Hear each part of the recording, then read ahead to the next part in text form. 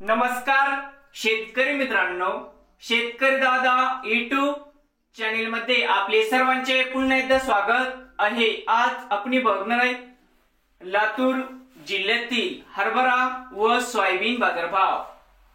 किसान मित्र शेतमाल खरेदी केंद्र लातूर येथील आजचे हरभरा व सोयाबीन बाजारभाव म्हणजे दिनांक 7 सप्टेंबर 2024 आज वार शनिवार। तर मित्रांनो, आजचे चालू खरेदी सोयाबीन बाजारभाव।